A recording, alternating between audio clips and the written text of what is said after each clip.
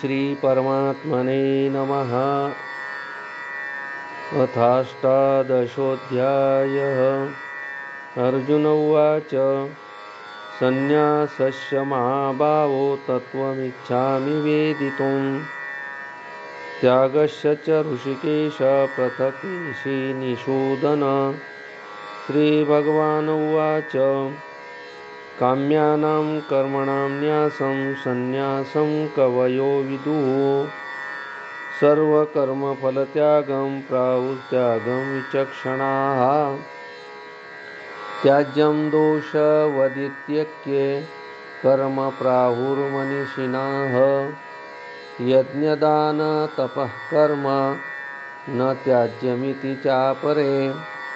निश्चयं शृणु मे तत्र त्यागे भरतसत्तम। त्यागो हि पुरुषव्याघ्र त्रिविधः सम्प्रकीर्तितः यज्ञदानतपः कर्म न त्याज्यं कार्यमेव तत्। यज्ञो दानं तपश्चैव पावनानि मनीषिणाम् यतान्यपि तु कर्माणि सङ्गं त्यक्त्वा फलानि च कर्तव्यानिति मे पार्थ निश्चितं मतमुत्तमम्। नियतस्य तु संन्यासः कर्मणो नोपपद्यते मोहातस्य परित्यागस्तामसः परिकीर्तितः। दुःखमित्येव यत्कर्म कायक्लेशभयात् त्यजेत् स कृत्वा राजसं त्यागं नैव त्यागफलं लभेत्। कार्यमित्येव यत्कर्म नियतं क्रियते अर्जुन सङ्गं त्यक्त्वा फलं चैव स त्यागः सात्विको मतः। न द्वेष्टे कुशलं कर्म कुशलेनानुसज्जते त्यागी सत्त्वसमाविष्टो मेधावी छिन्नसंशयः। न हि देहभृता शक्यं त्यक्तुं कर्मण्यशेषतः यस्तु कर्मफलत्यागी स त्यागीत्यभिधीयते। अनिष्टमिष्टं विसरं च त्रिविधं कर्मणः फलं भवति त्यागिनां प्रीत्य न तु संन्यासिनां क्वचित्। पञ्चैतानि महाबाहो कारणानि निबोध मे सांख्यकृतान्ते प्रोक्तानि सिद्धये सर्वकर्मणाम् अधिष्ठानं तथा कर्ता करणं च पृथग्विधं विविधाश्च पृथक् चेष्टा दैवं चैवात्र पञ्चमम्। शरीरवाङ्मनोभिर्यत्कर्म प्रारभते नरः न्यायं वा विपरीतं वा पञ्चेति तस्य हेतवः। तत्रैवं सति कर्तारमात्मानं केवलं तु यः पश्यति कृतबुद्धित्वान् न स पश्यति दुर्मतिः। यस्य नाहङ्कृतो भावो बुद्धिर्यस्य न लिप्यते हत्वापि स इमान् लोकान् न हन्ति न निबध्यते। ज्ञानं ज्ञेयं परिज्ञाता त्रिविधा कर्मचोदना करणं कर्म कर्तेति त्रिविधः कर्मसङ्ग्रहः। ज्ञानं कर्म च कर्ता च त्रिधैव गुणभेदतः प्रोच्यते गुणसङ्ख्यान्य यथावत् शृणुतान्यपि। सर्वभूतेषु येनैकं भावमव्ययमीक्षते अविभक्तं विभक्तेषु तज्ज्ञानं विद्धि सात्विकम्। पृथक्त्वेन तु यज्ञानं नानाभावान् पृथग्विधान् वेति सर्वेषु भूतेषु तज्ज्ञानं विद्धि राजसं। यतु कृत्स्नवदेकस्मिन् कार्यसक्तमहेतुकम् अतत्त्वार्थवदल्पञ्च तत्तामसामुदाहृतं नियतं सङ्गरहितमरागद्वेषता कृतम् अफलप्रेप्सुना कर्म एतत् सात्विकमुच्यते।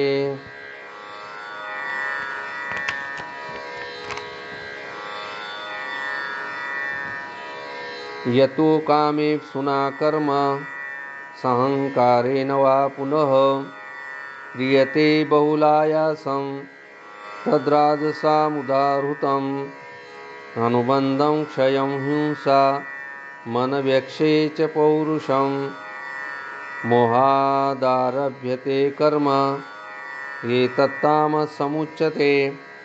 मुक्तसङ्गो नहंवादी धृत्युत्साहसमन्वितः सिद्ध्यसिद्धोर्निर्विकारः कर्ता सात्विक उच्यते। रागी कर्मफलप्रेप्सुर्लुब्धो हिंसात्मको शुचिः हर्षशोकान्वितः कर्ता राजसः परिकीर्तितः अयुक्तः प्राकृतस्तब्धः शठो नैष्कृतिको आलसः विषादी दीर्घसूत्री च कर्ता तामस उच्यते। बुद्धेर्भेदं धृत्यश्चैव गुणस्त्रिविधं शृणु प्रोच्यमानमशेषेण पृथक्त्वेन धनञ्जय प्रवृत्तिं च निवृत्तिं च कार्याकार्यभयाभये बन्धं मोक्षं च या वीति बुद्धि सा पार्थ सात्विकी। हेया धर्ममधर्मं च कार्यं चाकार्यमेव च अयथावत् प्रजानाति बुद्धि सा पार्थ राजसी। अधर्मं धर्ममिति या मन्यते तमसा वृता सर्वार्थान् विपरीतांश्च बुद्धि सा पार्थ तामसी। धृत्या या धारयते मनप्राणेन्द्रियक्रियाः योगेनाव्यभिचारिण्या धृति सा पार्थ सात्विकी। या तु धर्मकामार्थान् धृत्या धारयते अर्जुन प्रसंगेन फलाकांक्षी धृति सा पार्थ राजसी। या स्वप्नं भयं शोकं विषादं मदमेव च न विमुच्यन्ति दुर्मेधा धृति सा पार्थ तामसी।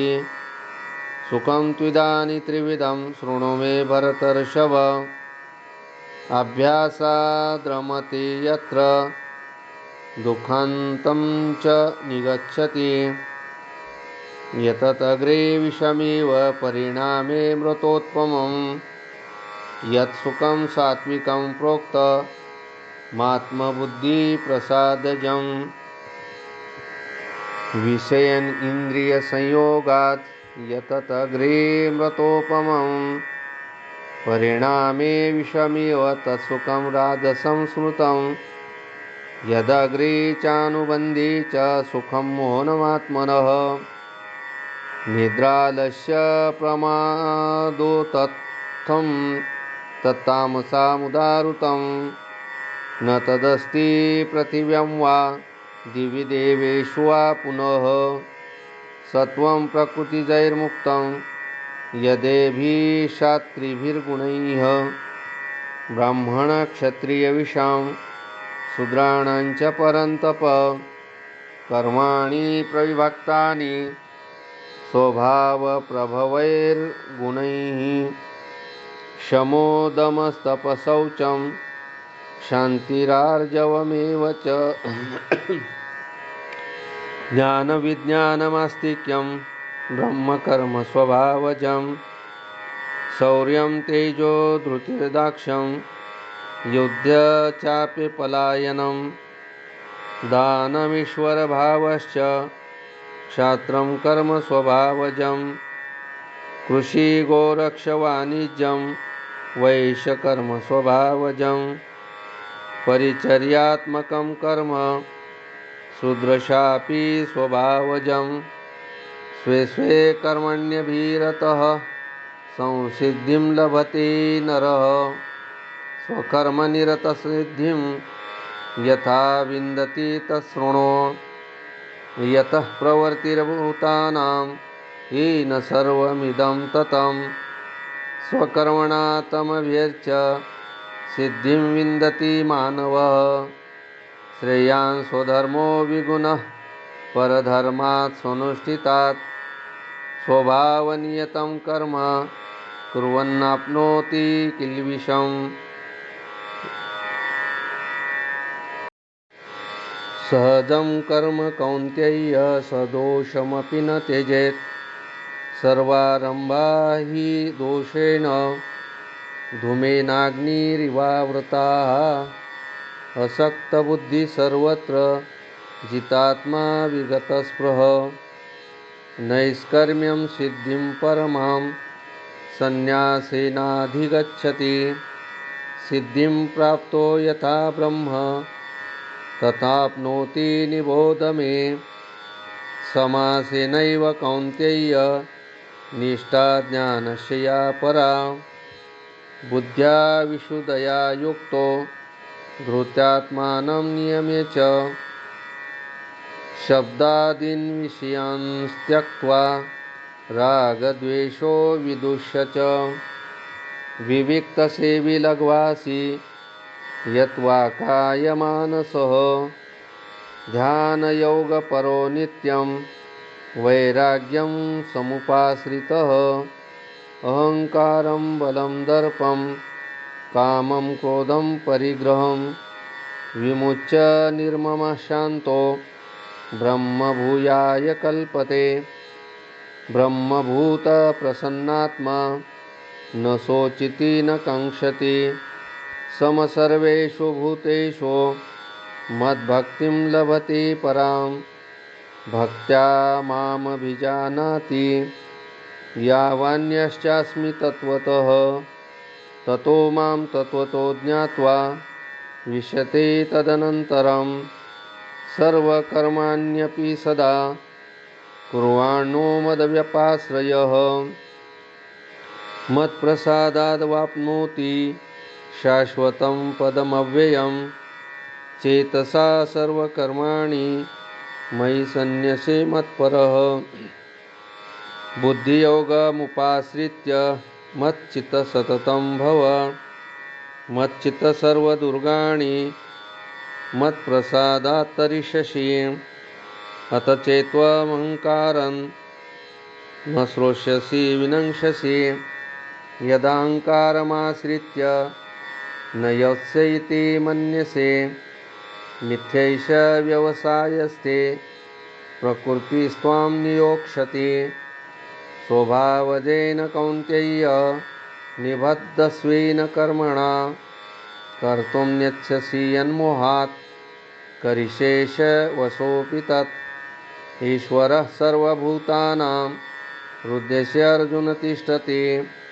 भ्रामयन् सर्वभूतानि यन्त्ररूढानि मायया। तमेव शरणं गच्छ सर्वभावेन भारत। तत्प्रसादात् परां शान्तिं स्थानं प्राप्स्यसि शाश्वतम्। इति ते ज्ञानमाख्यातं गुह्याद् गुह्यतरं मया। विमृशेदशेषेण यथेच्छसि तथा कुरु। सर्वगुह्यतमं भूय शृणु मे परमं वचः। इष्टोऽसि मे दृढमिति ततो वक्ष्यामि ते हितं। मन्मना भव मद्भक्तो मद्याजिमां नमस्कुरु। मामेवैषेसि सत्यन्ते प्रतिजाने प्रियोऽसि मे। सर्वधर्मान् परित्यज्य मामेकं शरणं व्रज। अहं त्वा सर्वपापेभ्यो मोक्षयिष्यामि मा शुचः। निदन्ति न तपस्काय न भक्ताय कदाचन न चाशुश्रूषवे वाच्यं न च मां योऽभ्यसूयति। ये इमं परमं गुह्यं मद्भक्तेष्वभिधास्यति। भक्तिं मयि परां कृत्वा मामे वैशेति संशयः न च तस्मान् मनुष्येषु कश्चिन्मे प्रियकृतमः भविता न च मे तस्मात् अन्यप्रियतरो भुवि आदेश्यते च ये इमं धर्म्यं संवादमावयोः ज्ञानयज्ञेन तेनाह मिष्टः स्यामिति मे मतिः श्रद्धावाननसूयश्च शृणुयादपि यो नरः सोऽपि मुक्तशुभान् लोकान् प्राप्नुयात् पुण्यकर्मणाम् कश्चिदेतत् श्रुतं पार्थ त्वयैकाग्रेण चेतसा कश्चिदज्ञानसम्मोह प्रनष्टस्ते धनञ्जय अर्जुन उवाच नष्टो मोहो स्मृतिर्लब्धा त्वत्प्रसादान्मयाच्युत स्थितोऽस्मि गतसन्ध्यः करिष्ये वचनं तव सञ्जय उवाच इत्यहं वासुदेवस्य पार्थस्य च महात्मनः संवादमिममश्रौष्य मद्भूतं रोमहर्षणम् व्यासप्रसादात् श्रुतवानेतद्गुह्यमहं परं योगं योगेश्वरात् कृष्णात् साक्षात् कथयता स्वयं राज्यं संस्मृत्य संवादमिममद्भुतं केशवार्जुनयोः पुण्यं रुषामि च मुहुर्मुहुः तच्च संस्मृत्य रूपमत्यद्भुतं हरे विस्मयो मे महान् राजान् रुषामि च पुनः पुनः यत्र योगेश्वरः कृष्णो यत्र पार्थो धनुर्धरः तत्र श्रीर्विजयो भूतिर्ध्रुवा नीतिर्मतिर्मम यत्र योगेश्वरः कृष्णो यत्र पार्थो धनुर्धरः तत्र श्रीर्विजयो भूतिर्ध्रुवा नीतिर्मतिर्मम यत्र योगेश्वरः कृष्णो यत्र पार्थो धनुर्धरः तत्र श्रीर्विजयो भूतिर्ध्रुवा नीतिर्मतिर्मम हरि ओं तत्सदिति श्रीमद्भगवद्गीता उपनिषत्सु ब्रह्मविद्यायां योगशास्त्रे श्रीकृष्णार्जुनसंवादे मोक्षसंन्यासयोगो नाम अष्टादशोऽध्यायः। गोपालकृष्ण भगवान की जय।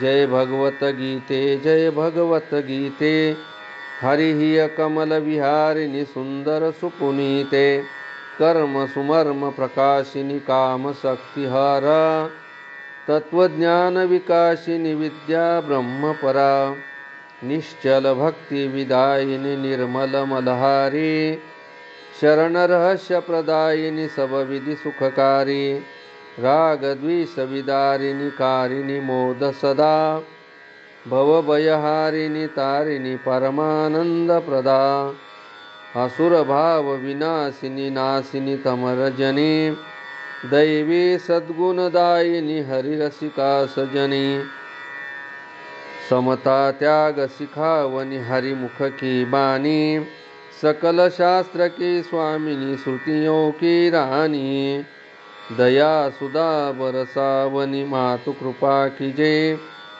हरिपद प्रेम दान कर अपनो घर लीजे। जय भगवत गीते जय भगवत गीते हरिः कमल विहारिणि सुंदर सुपुनीते जय भगवत गीते। गोपाल कृष्ण भगवान की जय।